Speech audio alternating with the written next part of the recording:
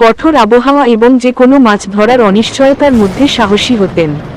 তার সর্বাত্মক প্রচেষ্টা সত্ত্বেও রমেশের আয় ছিল সামান্য। তিনি প্রায়শই ক্ষুধার্ত থাকতেন যাতে তার পরিবারের খাওয়ার জন্য পর্যাপ্ত খাবার পাওয়া যায়। তার স্ত্রী লক্ষ্মী তাদের আয়ের পরিপূরক হিসাবে নিকটবর্তী খামারের শ্রমিক হিসাবে কাজ করবে। পরিবারের আর্থিক লড়াই তাদের স্বাস্থ্যের উপর প্রভাব ফেলেছিল।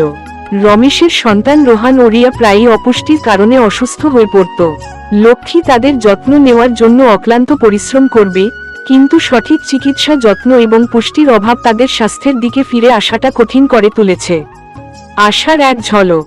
একদিন স্থানীয় একটি অলাভজনক সংস্থা রমেশের গ্রামে গিয়েছিলেন।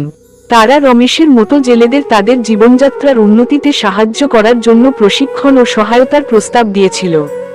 রমেশ প্রথমে সন্দিহান ছিল, কিন্তু তার পরিবারের জন্য একটি উন্নত জীবনের সম্ভাবনা তাকে অংশগ্রহণ করতে উৎসাহিত করেছিল। প্রশিক্ষণ কর্মসূচিতে রমেশকে মাছ ধরার নতুন কৌশল, কিভাবে তার নৌকার রক্ষণাবেক্ষণ করতে হয় এবং তার মাছ ধরা বাজারজাত করার উপায় শেখানো হয়েছিল। তিনি নতুন মাছ ধরার গিয়ার ক্রয় এবং তার নৌকা মেরামতের জন্য ঋণও পেয়েছিলেন।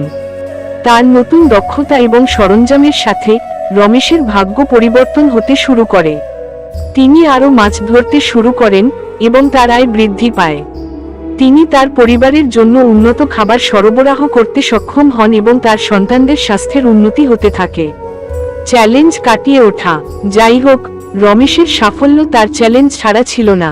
সমুদ্র অপ্রত্যাশিত ছিল এবং এমন দিন ছিল যখন তিনি খালি হাতে ফিরবেন। তিনি আরও বড়, আরও যান্ত্রিক মাছ ধরার নৌকা থেকে প্রতিযোগিতার সম্মুখীন হন। এই চ্যালেঞ্জ সত্ত্বেও রমেশ অধ্যবসায়ী ছিল। তিনি কঠোর পরিশ্রম করতে থাকলেন এবং তার সংকল্প প্রতিফলিত হয়েছিল।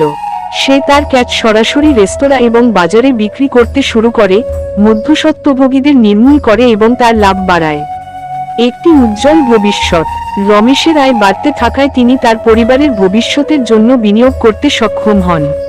তিনি একটি নতুন বাড়ি তৈরি করেন, তার সন্তানদের স্কুলে পাঠান এবং এমনকি একটি ছোট সঞ্চয় অ্যাকাউন্টও চালু করেন।